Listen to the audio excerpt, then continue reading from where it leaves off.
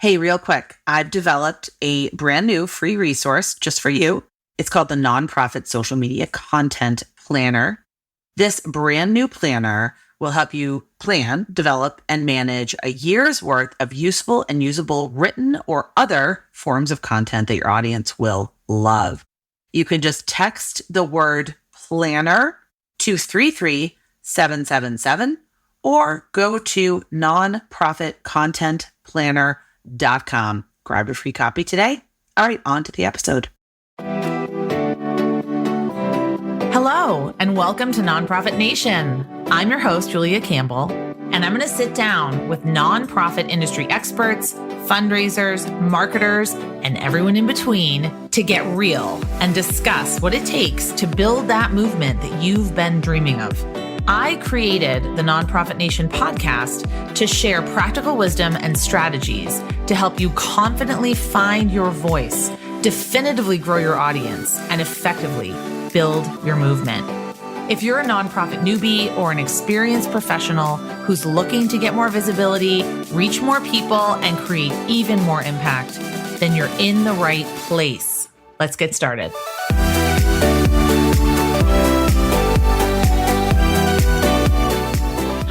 Welcome back to Nonprofit Nation. I'm your host, Julia Campbell. And I know that on this show, we talk a lot about donor acquisition, getting new donors, converting new donors, using social media to convert your fans and followers into donors. But today we're going to take a little bit of a different tactic, and we're going to say, how can we be less transactional and more relational? And I have an expert here, a colleague and a friend of mine, longtime friend, Allison Fine. And a lot of you are going to know the name Allison Fine, but I'll read her bio. Allison is a pioneer in the use of technology for good. She has actually been on the podcast before to talk about the smart nonprofit staying human-centered in an automated world. Then she was on the podcast with Beth Cantor. She's the author of 4 books, and that's the most recent book. And she's currently the president of every.org, which is a nonprofit platform helping nonprofits raise more money while strengthening the relationship between causes and donors to create lasting change. And Allison writes one of my favorite must-read newsletters. It's on Substack. It's called Our Next Chapter. I will link to it in the show notes. And it's all about reproductive justice, sharing news and resources, and not just news and resources, but actual calls to action and ways that we can further the reproductive justice landscape and get stuff done, because it really needs to get done. So Allison, I'm so happy to have you on the podcast again, and thank you so much for all of your work.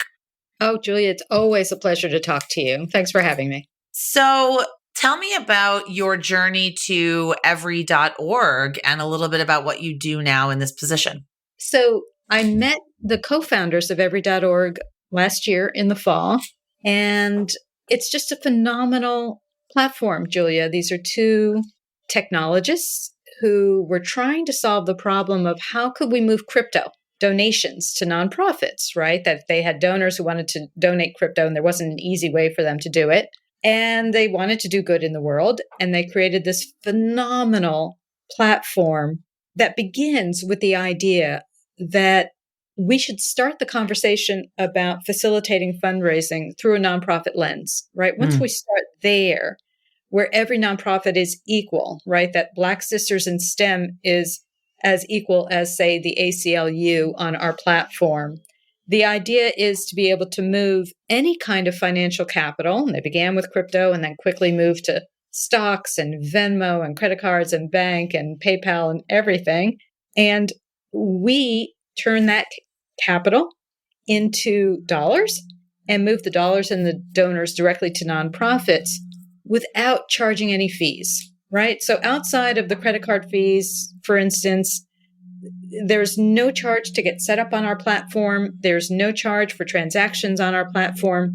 Our mission is to move money in friction-free ways.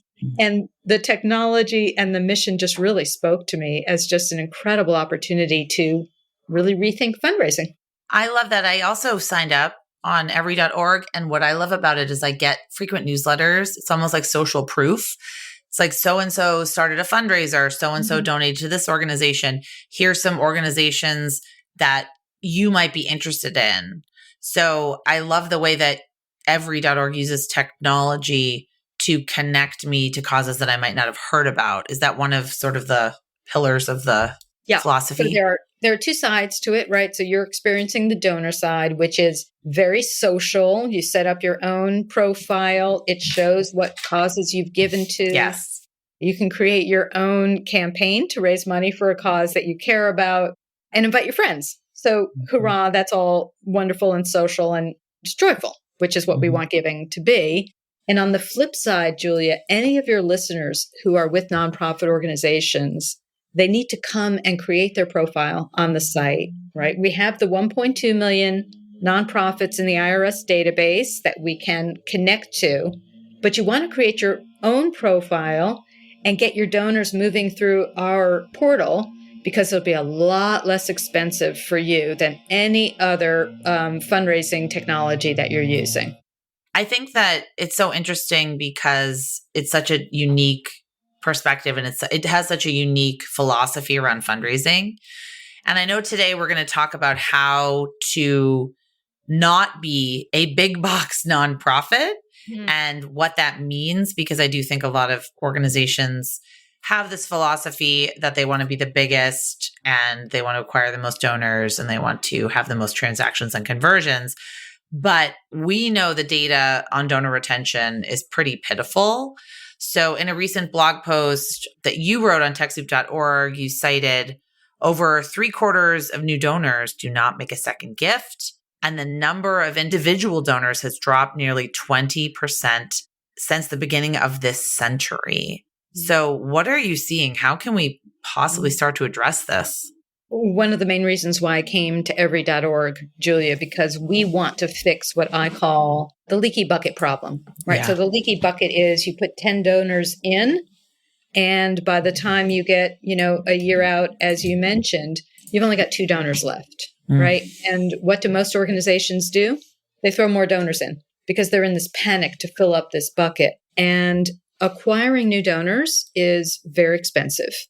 The philosophy around focusing on acquisition is you spend more money to get those donors, but don't worry about it. You'll make money on them in the out years, right? You'll make money in years 2, 3, and 4. But the fact is they aren't there in years 2, 3, and 4. So you've just lost money on acquisition. You've lost money on renewal, and you're in a panic to keep filling up the bucket. And my heart goes out to folks in development. The burnout rate is sky high. It is such and people are leaving in droves. And I don't blame them, right? Because the boards are completely focused, and often the C-suites, on immediate money in the door, right? I've been on dozens of boards over my career, Julia. I have never had a conversation at the board level on donor retention.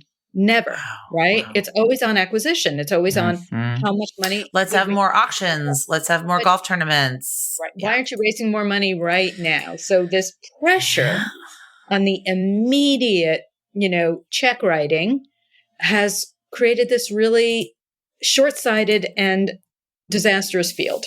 So in that way, that's how we end up with a field where thanking donors becomes the last thing that we think about instead of the first thing that we think about, right? I've given 13 gifts this calendar year. 13 gifts, Julia. Big national. Oh, no, I don't want to hear this. I know. It's painful. I'm going to make you hear it. Okay. One tax receipt. That's what no. I know. I have such a similar experience. Right? It pains me. How does that happen? It happens because we're measuring the wrong things. We're focused on the wrong things. And it has sucked all the joy out of giving. Of course, we don't come back to give a second gift. You've just treated me like an ATM machine, right? So that's why I was thinking. Also, I love you say ATM machine. I mean, it's good that it's open 24/7, right? That's good. But I don't have a conversation with my ATM machine, and it doesn't bring me joy. How do you see the proliferation of digital tools as contributing to this problem? So it supersized it, right? It started with direct mail. It's not a new problem, right? This goes back decades. But when it became easier to gather up thousands of names and mail them out, And industry was created with really bizarre measures, Julia. A measure of 3% response rate is success. What just happened to 97% of the people you just mailed to who were either annoyed or ignored it or pissed off, right? Digital supersizes that. It gets even bigger, right? And easier and faster just to push a button. And we created norms, Julia, like ask in every communication, send multiple times to people. And it's not human in any way. Mm-hmm. Now, on our last podcast together, when Beth and I were both here, we talked about the potential of using AI to rehumanize nonprofit work, right? Love it. And this is an opportunity in fundraising to do just that. If we can use AI to do things like reduce the amount of time on donor prospecting, customize thank you notes at scale for people, right? So we know a lot about people from what we know internally, what we have on the web. The Rainforest Action Network used AI to customize the thank you and customize the first communication to donors and got 8 times the number of people to become monthly donors as a result of that, right? I mean, just that little tweak and a sense of we're delighted to have you here and you matter and we know your name supersized the contributions from those folks, right? Exactly. That's the future, in my mind, is using AI to rehumanize fundraising. I love that because, as we were talking about before we hit record, I have been on ChatGPT all day, just kind of hanging out and talking with it about how nonprofits can use AI. How can they use these tools? How can they use GPT for marketing? And how can they use GPT for fundraising? And it actually gave me a lot of those answers, but I never said rehumanize. And I think that's the key here because so many people think that these things like gratitude and thank you notes cannot be automated. So can you talk more about how we can do this? Also, maybe talk about how the Rainforest Network did increase donor retention because they changed their communication process with donors. Right. So at the heart of all of this work, when we're talking about AI and automation, Julia, is making sure that people are doing people things, bots are doing bot things, and that the people are always in charge. Yes. Right. So as you were saying before, right, ChatGPT gets a lot of things right, and then a chunk of it is wrong, right? You would never send out, an appeal without a person looking at it and reviewing it. Mm-hmm. I really just use it for research, to be honest. It can't impersonate me. At least I hope not. Not yet. Yes. Beth has an example of Kentucky Fried Chicken using an automated bot to send out a tweet in Germany celebrating Kristallnacht, right, which was the beginning of the Holocaust. Celebrating it? Celebrating it. Come and enjoy Kristallnacht with a crispy chicken sandwich. Oh, my. So that bot was set on automate and nobody checked. At least hope nobody checked the tweet, right? So oh my God. We certainly don't want to do that. We don't want to set it and forget it. We do want to find ways to bring in some personalization into communications, which we would do anyway, right? If we were thanking a high-level donor. And we need to keep checking and sampling these communications before they go out the door. A human being needs to keep doing that. One of the concerns that Beth and I had early on at looking at AI was the chance that the C-suite would see automating tasks as an opportunity to reduce headcount. Yeah. And we can't afford to do that. What we do need to do is to get people off of that hamster wheel of just working as fast as they possibly can, trying to meet that monthly revenue goal. Take a deep breath, build actual relationships with donors, tell better stories, increase the retention rate, right? If you could get the retention rate up from, say, 22% to 32, 42%, you could breathe, right? It costs so much money to get a new donor in as opposed to retaining them. And yet our priorities are flipped over. So when you say, don't be a big box nonprofit. So you did write a great article on TechSoup.org and you gave the example of Barnes & Noble. I actually really like Barnes & Noble and how they made the pivot from being transactional to being relational with their customers. Can you talk about that example? I was so surprised to find that example, right? It was a Yes. news story last week that Barnes & Noble had been on the cusp of bankruptcy as the pandemic began. And instead of continuing to offer everybody the same experience and selling a lot of tchotchkes, a lot of non-book things, and you walked in and nobody paid any attention to you, which is a big box store experience, they pivoted and have given local stores the opportunity to hand sell books to customers, which is what independent bookstores have always done, to customize the displays based on what they think their community will like, and to become local bookstores instead of part of a national book chain. And they're making money, Julia, right? So when people tell us in development departments, I don't have time to pick up the phone and call people, I don't have time to thank people, which is the only way you and I can presume that thank yous don't go out. The fact is that you've decided that it's not a high priority, right? That's a decision that you all made. Now, I do want to get some of the tasks that are sucking up all of your time and energy off of your plate, right? Maybe some of those meetings you don't need to have. Maybe it's helping to organize information better internally. I want to free up your time, but I don't want you to continue to do more of the same kinds of transactional activities that are all about volume and all about turning the turnstiles and not about getting to know people deeply. Turning the turnstiles. So about the 3 steps. The first one is reduce the cost of online fundraising. The second is accept as wide an array of financial vehicles as possible. I love that, like the diversification of income. And 3, customize communications with donors at every level. How can we start to work on these things? Like which one, where should we go first? So let me start with the cost issue, Julia. Most of the field of software that facilitates online fundraising are commercial platforms. Those platforms will charge often, fees to create your account on the site and then fees for transactions. Once you add up then the third-party fees, it really begins to add up the chunk of money that's coming out of a donation before it even reaches the nonprofit's door, much less the nonprofit mission. Their interest is in volume. They are not interested in you, your mission, your organization.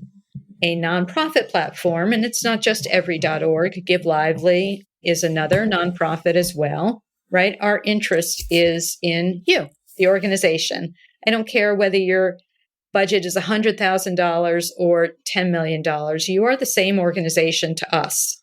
We want you to be successful. And the first step in doing that is reducing those fundraising costs. I think it's mission aligned to work for a nonprofit fundraising platform. And you know this, Julia, you've been in a lot of development offices. It is a place that struggles to be values aligned with the rest of the organization. Definitely. Because of that transactional nature, right? So work with a values aligned fundraising platform that immediately reduces the cost.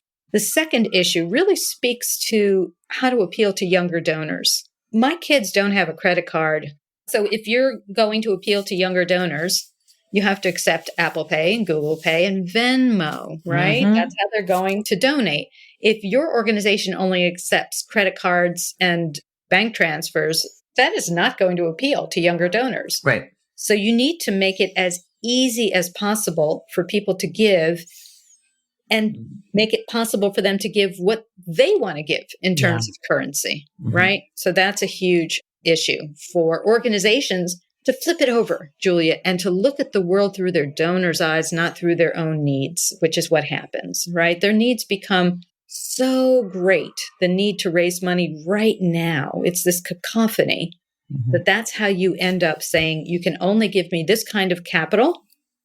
And by the way, I'm not even going to thank you for it. Wow. Right? Yeah, let's talk about that. I know. And I think, customizing donor communications is hugely important, not just in the ask, which is what we focus on, like you said, but in the acknowledgement and the stewardship. How about stories? You can customize stories, right? If you have clicked on with an organization their videos before, then I want to send you a video thank you, right? And the next communication that has a video story in it as well. If you've clicked on blogs, I want to send you something written, right? I mean, there are a whole bunch of ways of connecting communications to donors based on their own preferences already. That can be automated. That's not at all hard to do. But again, we have to think of it through the lens of the donor, not through the lens of the nonprofit's needs. Exactly. It just flipping it to how can we make this a better user experience for the donor? That's just something that's so hard to do. So where do you see like donor surveys fitting into this? Do we want to survey our donors as to what they see and what they want? Or is there data we can use to sort of do it automatically? I think we need to be in constant conversation with our donors at every level. I don't think it's a survey. I think it is a habit of asking everybody who interacts with your organization, how do we make you feel? To me, that's the number one question. Not how are we doing? Not how do I get you to give me more money? I want to know, Julia, how we have made you feel. Do you feel joyful? Do you feel heard? Do you feel seen? Do you feel like you've made a meaningful contribution here? That to me is the first question that very rarely gets asked, right?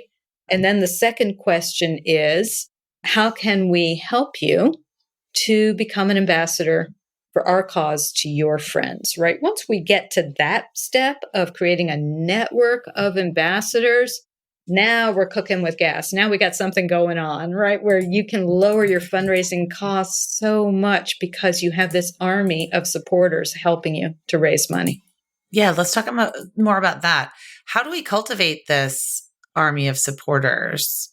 How do we know where to look for them? How do we know how to interact with them? What kind of tools should we give them? It's always surprising to me, Julia, how quickly organizational people opt out of wanting to be in conversation with people. It seems so overwhelming to them, right? And yet we know your ambassadors are sitting right there. They're trying to talk to you every day. You might not be listening, but they are the ones who are clicking like on things, who are sharing your things, who are posting their own content about you. They're right there. Start with 10.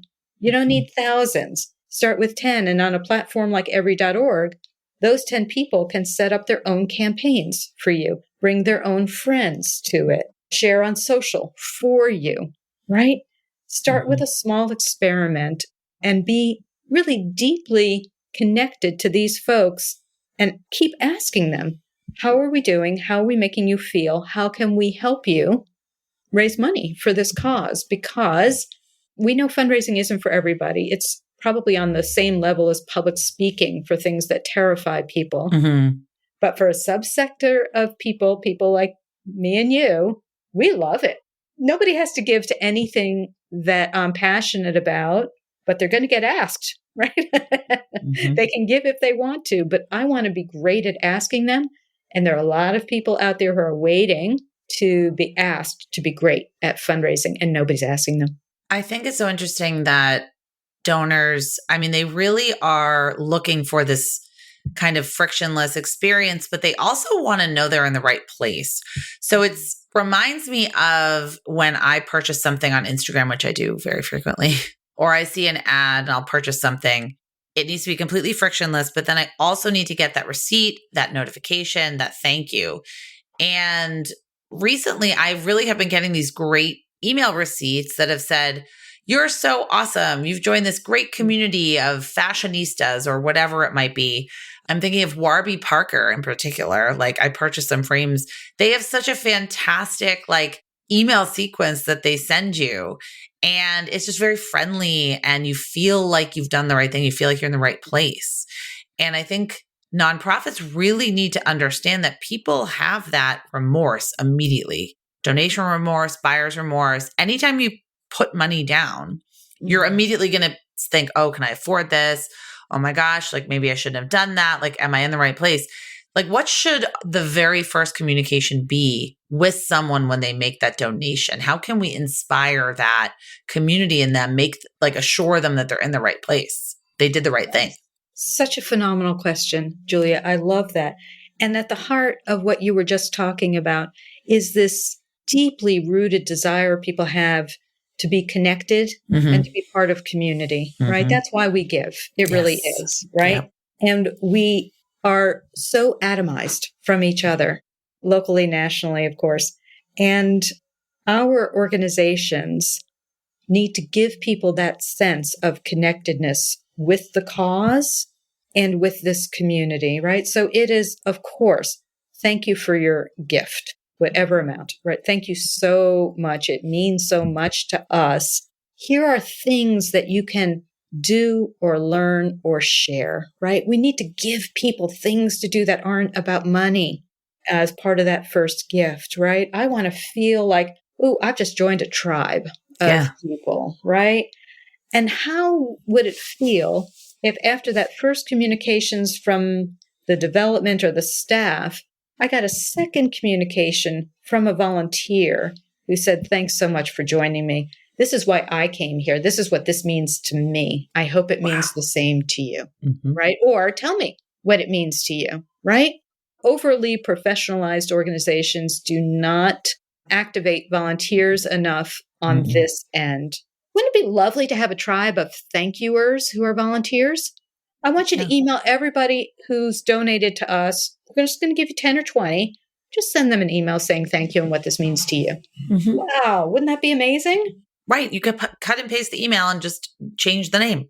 Make it personal, put in whatever you want to put in.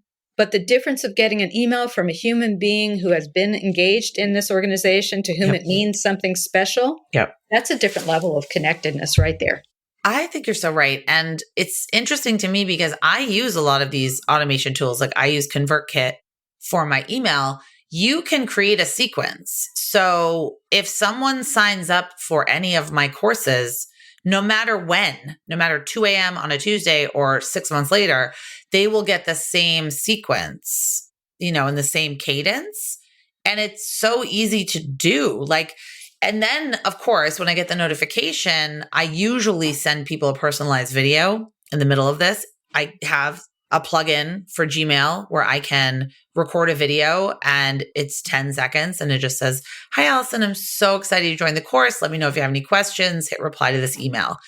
And people love it. It just makes people feel like they're in the right place. They did the right thing.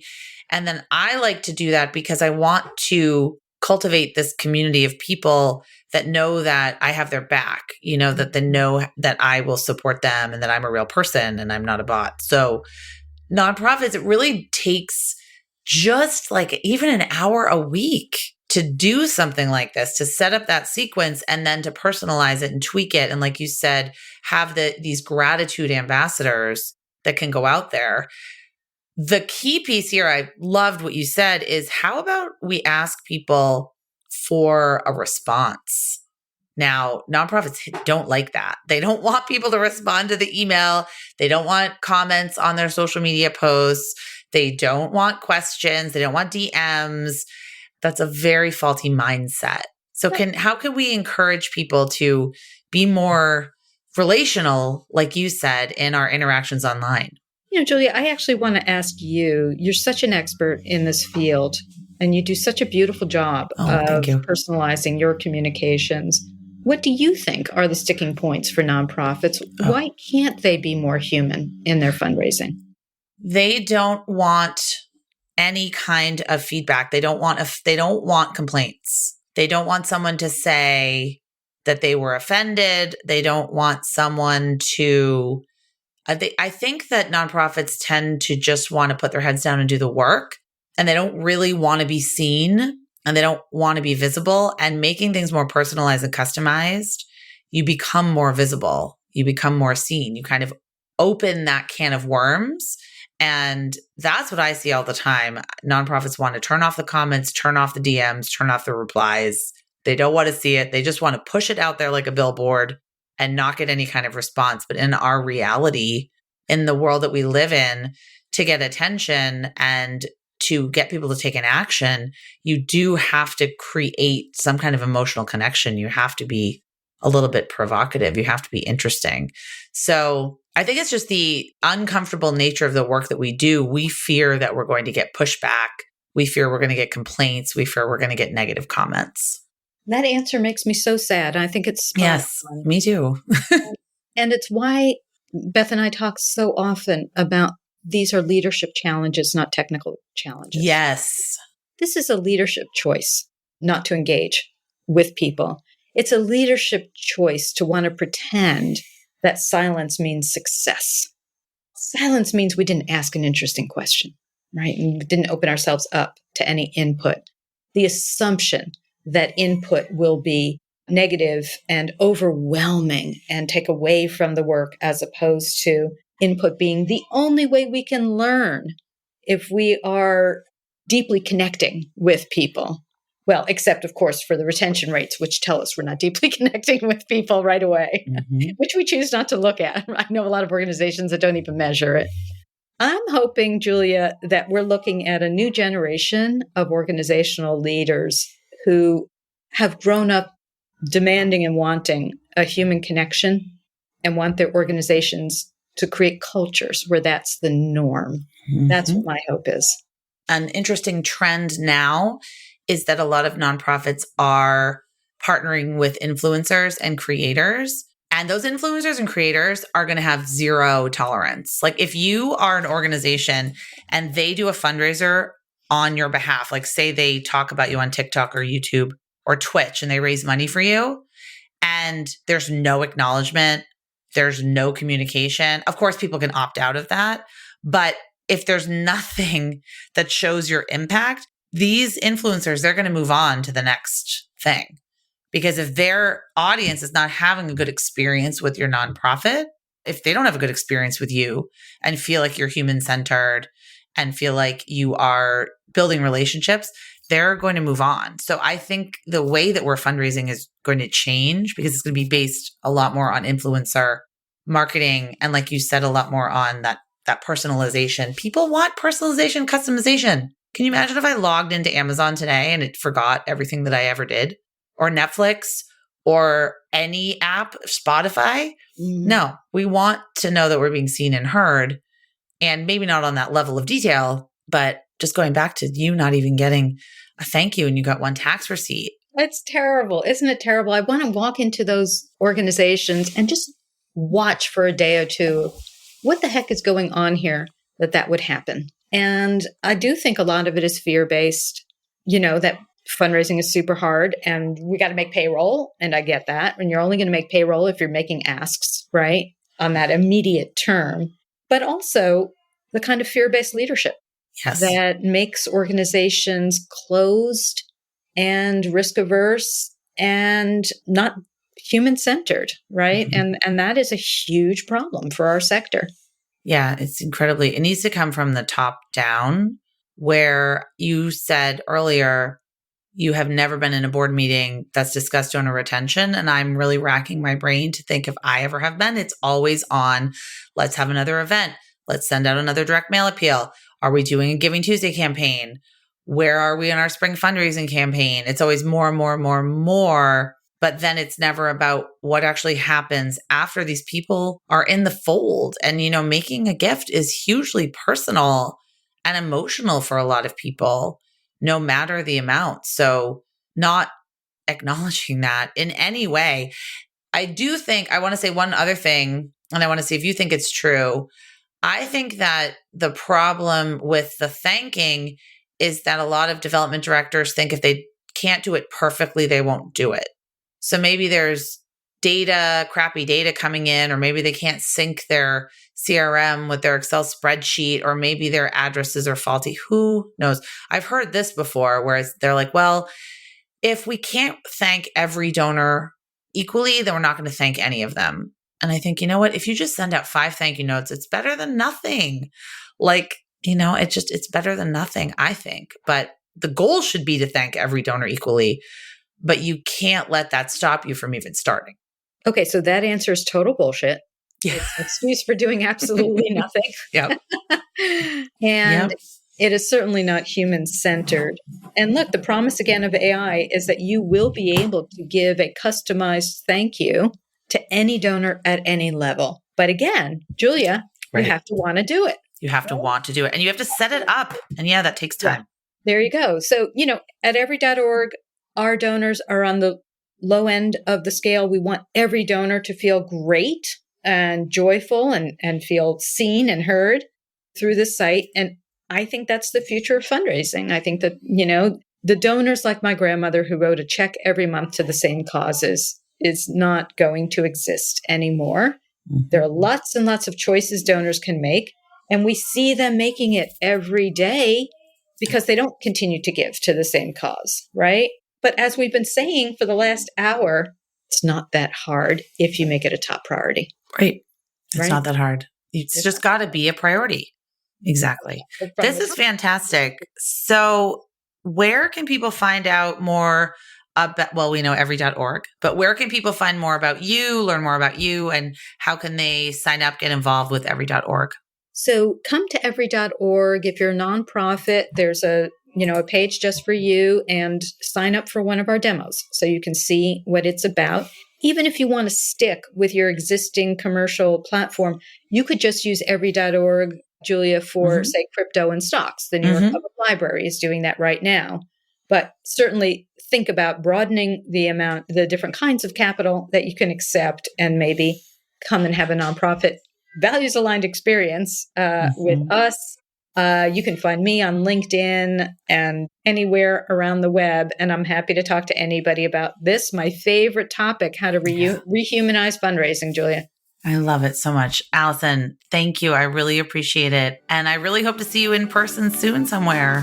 That would be lovely. Thank you.